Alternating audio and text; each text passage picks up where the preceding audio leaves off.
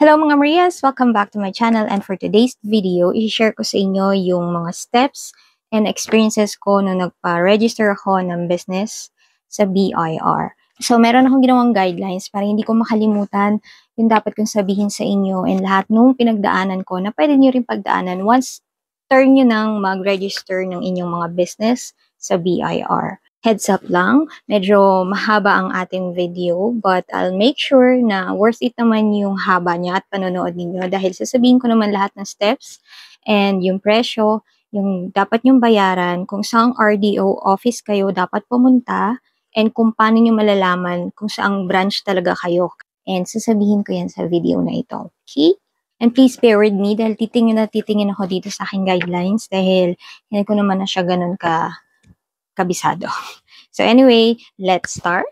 So ito yung mga requirements na dapat nyong dalhin sa RDO. Yung RDO is yung Revenue District Office. So yung main requirements is 2 copies ng Registration Form 1901, pero mas gusto nila yung updated since January 2024. Ito yung merong nakasulat na Annex A sa upper right corner ng form.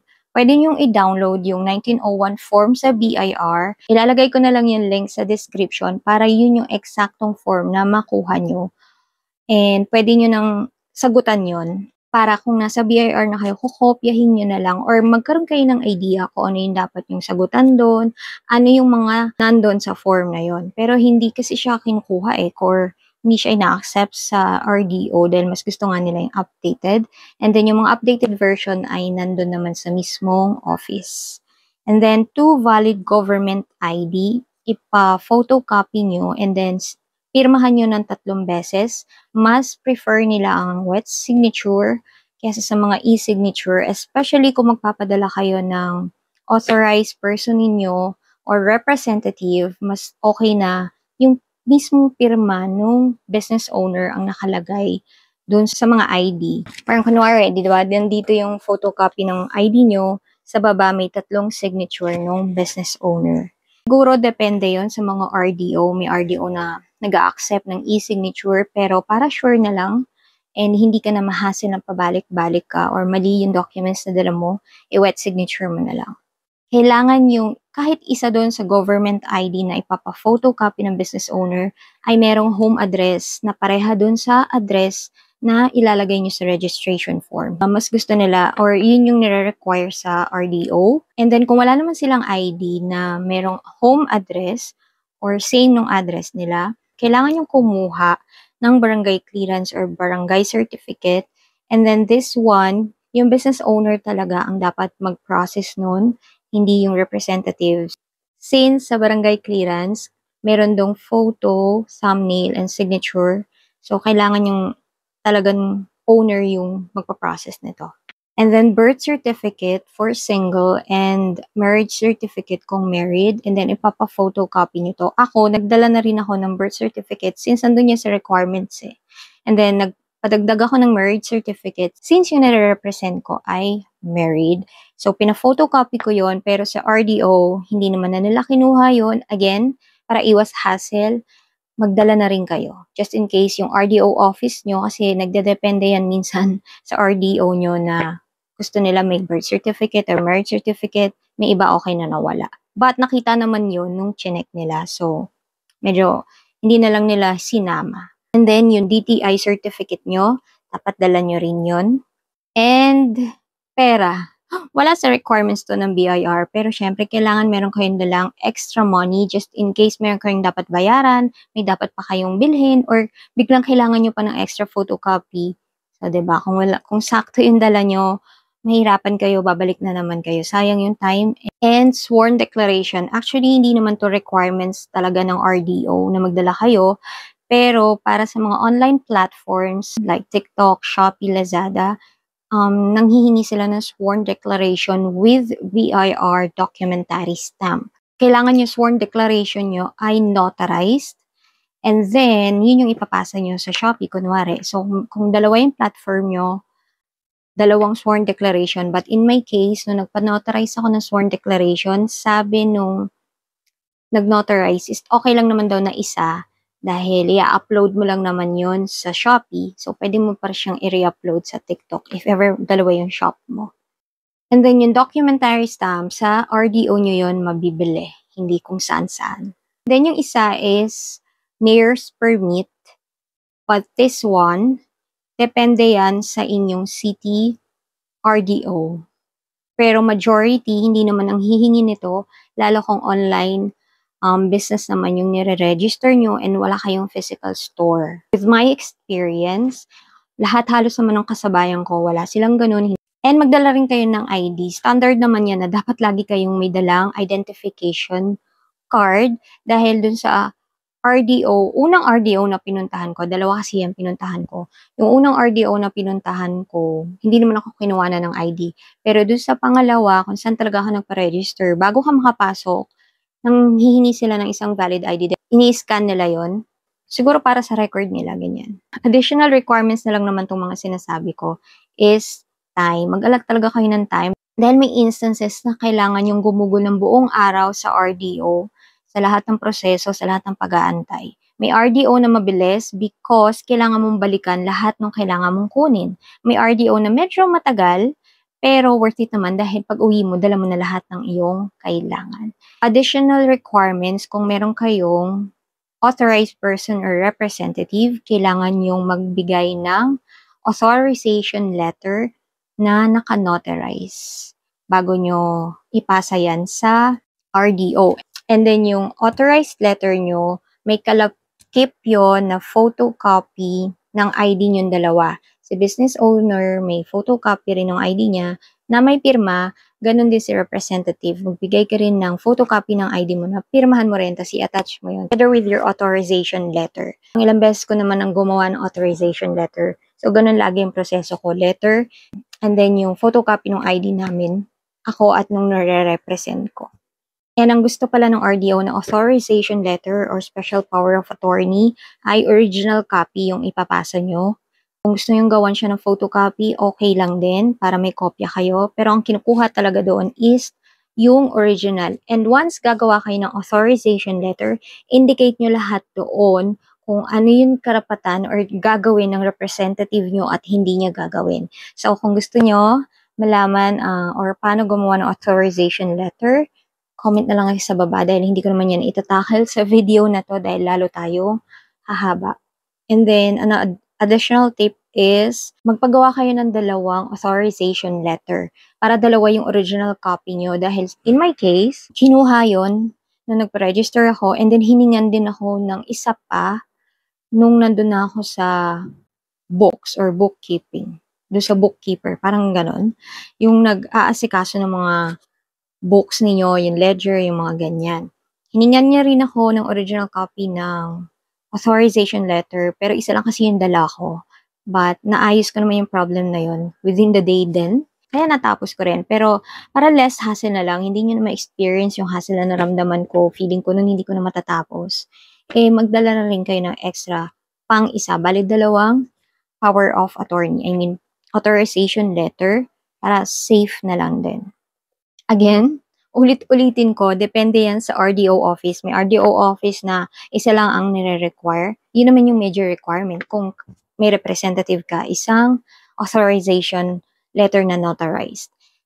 Pero, since yung RDO na puntahan ko, yung bookkeeper nila doon gusto dalawa. So, yun, dalawa. Just to be safe, dalawahin nyo na. So, ayun, tapos na tayo sa requirements ng pagpapa-register ng inyong new business. Dito na tayo sa steps. Meron akong 6 na steps nung ako'y nagparehistro. Una, be early as in early. Hindi yung 7 magbubukas yung RDO, 7 ka pupunta. Hindi.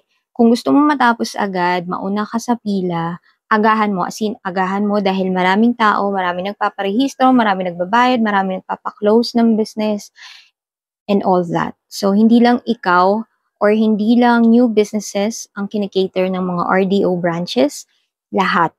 So, imagine ang dami, di ba? So, usually, nagbubukas ang mga RDO ng 7 or 8 a.m.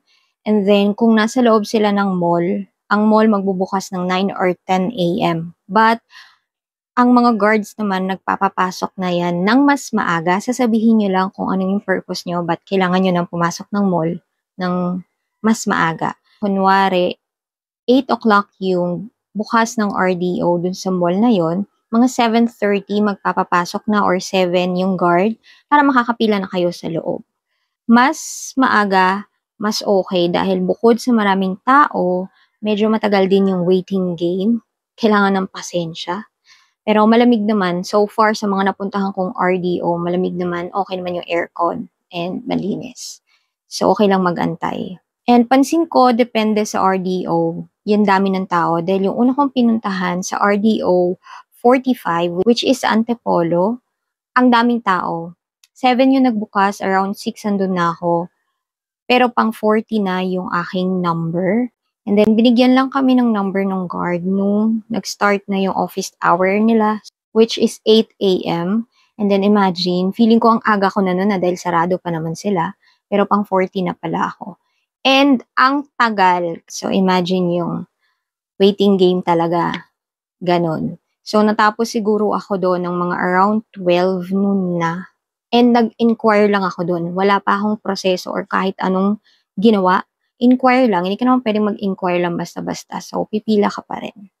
And then, doon sa RDO na pinuntahan ko mismo kung saan ako nagpa-register, sobrang aga ko na doon. Like, 5 a.m. nandun na ako. Sarado pa yung mall at literal, ako lang ang tao.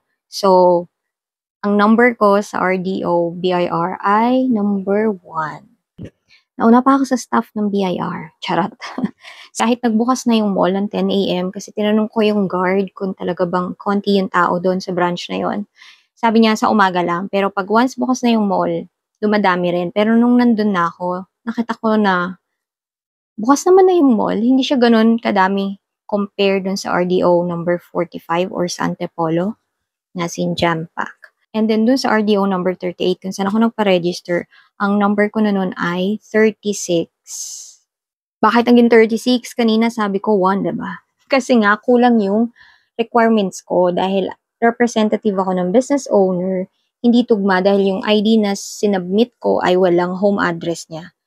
Yung present home address na kapareha doon sa registration form. So, bumalik pa ako, kumuha pa kami ng barangay clearance niya, and then bumalik ako doon sa office. So, imagine, kung kumpleto na yung dala nyo, edi sana, diba? Hindi nyo na kailangan magpa-balik-balik, mas mabilis yung matatapos. Yung dapat yung gagawin. But unfortunately, kahit anood na ako ng mga videos before, wala naman nagsabi na kailangan nun, and wala akong na-search or wala akong nakitang ganun. Walang nagsabi sa lahat ng napanood kong video na kailangan ng barangay clearance kung wala kang ID na may home address same sa registration form. So, di ba? Welcome sa inyong lahat. Charot. Kaya yun yung backstory. Ba't na iba yung number ko imbes na ako yung number 1. However, pwede rin kayong magpa-schedule sa BIR online. And then, yung link, ilalagay ko na lang ulit sa description para pwede kayong magpa-schedule kung ano yung time na available kayo. Naka-reserve na yung time na yun sa inyo, hindi na kayo pipila, and hindi na kayo mag-aantay. Basta yung time na yun ay para na sa inyo. Pero bawal kayong malate. Nakasulat naman yan sa website nila. Dahil once na late ka, considered no-show na yun, and hindi ka nila aantayin dahil sa dami na nagpaparehistro. Ibibigay na lang nila yung time na yun sa ibang tao. So, step 2, kukuha kayo ng number sa guard or sa agent. Minsan sa guard yun, minsan may agent talaga na naka-allot para sa mga number ninyo, and yung ticket number ninyo, nandun na rin kung saang counter kayo dapat. Huwag na kayong palipat-lipat ng counter. Meron namang naka-flash doon na screen ko anong number na and saang counter. Okay, huwag kayong malilito kasi ako, yung number ko na 42, nag-flash siya and then nakalagay Windows 6. Pumunta pa ako doon. And then, yung Windows 6 ng RDO na pinuntahan ko is 14 verification. So, pumunta naman ako doon kasi pareha nga ng number, di ba? Hindi pala. Pare-pareha lang siya ng number na binibigay minsan, pero magkakaiba siya ng window. So, kung yung window mo is 2 and 3 for new business registration, doon ka lang the entire day dahil sila lang talaga yung magpaproseso ng papeles nyo, hindi yung ibang window. So, yan na. An additional tip, huwag kayong malilito sa number nyo. And hindi kayo maliligaw kasi may nakalagay naman na new business registration. Usually, 2 o 3 windows yung inaalat nila para sa new business registration. Dito sa windows na to, dito nyo ipapasa lahat ng documents na dala nyo and dito rin nila i-validate yung mga pinasa nyo, kung tama ba yung sinulatan yung form, kung tama ba yung pagsagot nyo sa form, tama yung dala nyo documents, may kulang, may mali. Dito nyo lahat malalaman. And kung okay na, tatatakan nila yun, process na yun sa office nila. And then dito ka na rin tatanungin kung sa kanila ka magpapagawa ng resibo, kung hindi, i-ask nila kung may layout ka. And tatanungin din nila kung sa kanila ka nabibili ng libro. And again, depende sa RDO ninyo kung doon kayo bibili or i-allow niya kayo na sa labas na lang bumili and then ipapastamp nyo na lang yan sa RDO kasi may stamping bawat book. Kaya ibabalik nyo rin yun. Kasi may mga RDO na pwedeng doon kayo bumili, pero ang tagal bago nyo makuha. Parang 2 to 3 weeks para balikan nyo yung libro nyo lang. Or kung sa labas kayo bibili, pagbalik nyo, stamping lang, may uwi nyo na yung books nyo. Depende yan ha. Depende sa RDO nyo.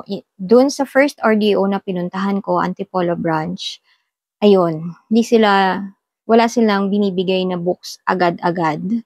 So, mag-aantay lahat ng magpapagawa dun sa office nila ng 2 to 3 weeks. And then, babalikan yun. Babalikan din yung COR sa kanila at magkakaiba ng schedule yun. So, medyo hassle yung part na yun. But dito sa RDO, kung saan ako nagpa-register, sa RDO 38, ando na lahat. So in-avail ko na yung books doon. Hindi na ako lumabas para bumili and resibo. So, ang binayaran ko doon is 1.5 para sa resibo, 10 booklets na yon. And then yung resibo, hindi ko yan talaga makukuha dahil kailangan pang i-print yon. Yung books, 4 na libro yung binigay nila. Yung journal, columnar, ledger, ganyan. 240 yung binayaran ko plus 30 pesos para sa documentary stamp. Yun na lahat yung main na binayaran ko dito sa step 2. And then, kung balak nyo naman magpagawa ng resibo sa labas para mas mabilis, kasi yung resibo talaga ng mga RDO office is medyo matagal nga since piniprint, pwede ka naman magpa-print sa labas dahil merong mga printing shop within an hour or 2, makukuha mo na yung mga resibong pinagawa nyo. Pero dapat authorized yan ng BIR, yung mga printing shop na pupuntahan ninyo dahil kailangan meron kayong sarili nyo layout, and all. Para less hassle, gaantay na lang ako dun na lahat. Dahil wala naman akong idea kung saan merong authorized printing shop. Then, ayoko na lumabas. Gusto ko nang tapusin yung lahat within the day. At least, ang importante, yung COR ay maiuwi ko. Yung araw na yun. And then, dito, sa step 2, kung walang problema yung documents nyo, sasabihin naman ng agent na umupo na lang muna kayo, antayin na tawagin yung pangalan ninyo. If may problema or may mali, syempre, babalik yung documents nyo and kailangan nyo yung ayusin bago nyo ibalik yung documents sa kanya. Step 3, dito na rin ibibigay yung books ninyo and kailangan nyo yung lagyan ng stamp and lilipat kayo ng ibang window. So, depende yan na kung saang window kayo. Sasabihin naman yun ng agent na nag-aasikaso ng documents nyo kung saan ka dapat pupunta para sa bookkeeping.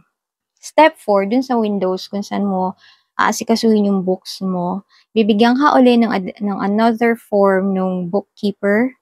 Bookkeeper na lang itawag natin, ano? Bookkeeper, tapos fill outan niya lang yon and then may area doon kung saan nandun yung mga stamp para sa books. May malapad, medyo maliit, and yung date. 3 stamp yon. First page ng bawat libro, kailangan yung tatakan yun. And then, sulatan nyo. Ang kailangan nyo lang naman i-fill out dun sa first page ay yung business owner, TIN number ng business owner. And ayun na, ulit-ulitin nyo lang matapos nyo yung 4. And then, pagtapos na, ibalik nyo yan doon sa window kung saan nandun yung bookkeeper nyo.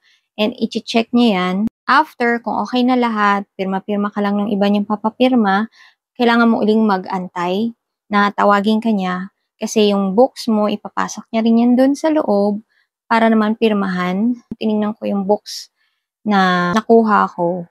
May pirma siya eh. And hindi yun yung bookkeeper na nandun. Dahil lang ko siya kung saan siya pumupunta kapag nagpapaayos siya ng books. So yon, waiting game ulit. So, dito rin pala sa books ako medyo nagka-problema since iisa nga lang ang dala kong authorization letter and hinihingan niya ako.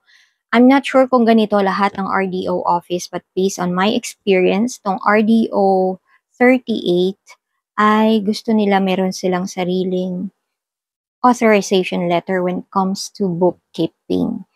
And wala ako ng original and kung kukuha pa ako ng original letter, kailangan kong bumalik talaga ng ibang araw dahil ibang pagpoproseso yun dahil na-notarize ang authorization letter. So, hindi mo magagawa ng oras lang. Lalo ako, representative lang naman ako. So, magpapabalik-balik ako pag ginawa ko yun. So, para masolusyonan ko yon, hiniram ko yung original copy dun kung saan ko pinasa yung documents ko. Nakiusap ako na ipapa-photocopy ko lang para lang makita ng bookkeeper and ma-prove ko na ako yung representative na tama yung aking authorization letter, which is yun yung ginawa ko. And then bumalik ako sa kanya, medyo ayaw niya pa nga tanggapin ng una dahil gusto nga original. And then sabi ko na lang na pwede mong i-check yan doon sa isang agent or staff para makita mo yung original copy. So ginawa niya yun, chinek niya yung files na naipasa ko na nung una. And then, in-approve naman nila doon na okay na yon, tanggapin niya na yung photocopy, pero pinirmahan ko yung photocopy and then sinulatan ko lang siya ng certified true copy and then signature. Kinuha rin niya yung photocopy ng ID na may 3 signature ng business owner. Buti na lang may extra ako noon at yun yung kinuha niya. And ayun, nagantay na lang ako na i-release niya yung books. Step 5. I don't know kung step 5 pa ba ito. Nasabi ko na kanina. Magantay ka na lang para doon sa books mo and sa COR. Again and again, depende po yan sa RDO office ninyo kung marirelease agad yung COR ninyo and yung books. But most likely, majority ng RDO, kung meron silang available books, marirelease yung books ninyo. Step 6. So, ito na yung final steps kung saan tatawagin yung name nyo dahil dito na ibibigay yung COR and yung parang card or poster na nakalagay is ask for receipt. Famous naman yan kahit saan. And meron din sila ibibigay na flyers. Ito yung merong web or Zoom details, yung logins para pwede kayong maka-join dun sa free webinar ng BIR. Ituturo nila dun yung mga taxes, kung paano kayo mag-file, ano yung mga taxes na ipapataw sa inyo, meron ba o wala. Ando naman yun, free yun. I-grab nyo yung opportunity na yun para maintindihan nyo ang mga taxes. And kung wala naman silang ma-release sa inyo na COR dahil pang ilang beses ko na itong inulit na depende sa RDO. So, kung wala naman silang marirelease sa inyo sa araw na yon, meron naman silang ibibigay sa inyo na details kung kailan kayo dapat bumalik para kunin yung inyong mga certificate. So, yun na lahat ng steps na pinagdaanan ko na I'm sure naman na yun din yung pagdadaanan ninyo and na-share ko na rin naman sa inyo. If ever ma-encounter nyo yung same problem na na-encounter ko, at least kayo, 'di ba? Ready na kayo, alam nyo na yung gagawin at alam nyo na yung dadalhin dahil may konti akong naging aberya sa RDO but thankfully naayos ko yun at naiuwi ko at natapos ko yung dapat kong gawin that day. So, next kong i-share sa inyo is yung mga expenses. So, una, yung DTI certificate. So, ito, depende naman yung presyo nito. And then, yung DTI, madali lang naman kunin yan online. Ito yung pinakamadaling requirements ng BIR na pwede nyo ma-process dahil online lang siya. Para lang magkaroon kayo ng idea, yung prices ng DTI certificate ay meron 200, 500, 1, and 2,000. Yung 200 is for barangay lang. Ito yung scope ng business name ninyo. Ibig sabihin kung saan siya nakarehistro. So, 200 sa barangay nyo lang siya nakarehistro. And then next is municipality, which is 500. So, within your municipality, yung name nyo. Regional, 1,000. And yung national is 2,000 pesos. So, yung national is sa buong Pilipinas nakarehistro or nakareserve yung business name ninyo. Plus 30 pesos documentary stamp, kaya naging 2,030 pesos. And then, since kailangan namin ng barangay clearance, dahil nga na-explain ko na yan sa unang part ng video, barangay clearance is 20 pesos. I'm not sure sa barangay nyo, but siguro naman sa kalahatan yon dahil government document siya. And then, meron akong 2 sworn declaration na notarized. So, that's 150. And yung pag-notarize, depende rin yan kung saan kayo nagpa-notarize. But in my case, yung dalawang sworn declaration ko cost me to 150. So siguro 75 isa. I don't know. Pero kasi sinabi nung nag-notarize sa akin na i-150 na lang niya. And then, yung power of attorney or authorization letter ko ay 200 pesos. Dahil isa lang yung pinagawa ko. But since sinasabi ko nga na dalawahin nyo na para sa books or sa bookkeeper, magiging 400 times 2. But, ayan na, again, depende yan sa kung saan ka nagpa-notarize. Para lang magkaroon kayo ng idea kung magkano yung nagre-range, diba? At least, kung maiba man sa kung saan ka nagpagawa or sa city nyo, at least meron ka ng idea. Then, yung pagpapa-photocopy ko ng lahat ng documents, nag-cost ko ng 385 pesos. Yung books na 4 is 240 pesos. Resibo na 10 booklet is 1,500 pesos. And then, kumuha ako ng 3 documentary stamp. So, ang bawat isang documentary stamp is 30 pesos. Sa RDO na yan. So, 90 pesos. So, yung total na nagastos ko for requirements ng BIR is 8,215 pesos. Again, depende yan kasi una yung DTI scope nyo, yung scope ng name registration nyo sa DTI, nakadepende yan doon. So, yung 8,000 na yan na yung maximum na magagastos nyo. Depende pa, kung meron kayong sariling printer, syempre, wala na kayong cost doon, di ba? And then, other expenses, hindi kasama yung food ko dito or kapag nag-aasikaso ako ng BIR, 2 beses lang naman ako nag-aasikaso. So, tong other expenses ko ay pamasahe, ganon. So, ang total ng mga pabalik-balik ko doon is 2,958. Grab yan ha, Grab. Kaya baka isipin nyo, ang laki naman. Nag-grab po ako back and forth.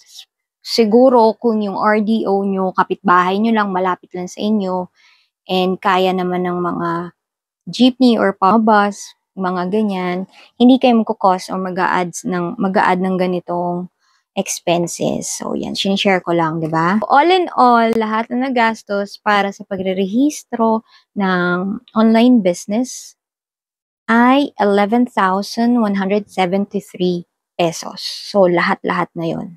And again, may Grab kasi doon. So, depende pa rin yan sa pamasahe nyo and kung kakain kayo. Ako, hindi ako kumakain. Kasi nga, pag nandun ako sa loob ng office, ayoko na lumabas. Kasi baka bigla akong tawagin or alam mo yun, wala ako. So, mapapatungan yung name ko, imbis na mabilis, matatagalan dahil unahin nila kung sino yung nandun. And then sa time, dun sa first RDO, since nag-inquire lang naman ako, is, ang ginugol kong lahat ng oras ay 7 a.m. to 12 noon. Yun lang yun. And then sa second RDO is yung actual registration ko. Andun ako ng 5 a.m. until 5 p.m. Dahil kumuha pa nga ako ng barangay clearance, so nagkaroon ako ng additional time. Siguro kung hindi yon may less 2 hours. So maybe 5 to 3 p.m. lang ako or 8 dahil 8 naman nagbukas yung office. So, 8 to 3, mga ganyan. So most likely, kailangan nyo talagang gumugol ng isang buong araw sa BIR. Kung hapon kayo pupunta, baka mga 10 na kayo matapos ng gabi dahil, again, yung waiting game.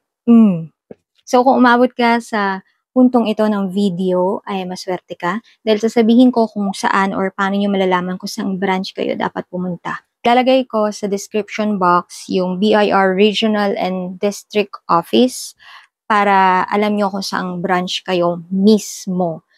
I-check nyo talaga yon dahil sayang naman yung effort kung punta kayo sa isang branch.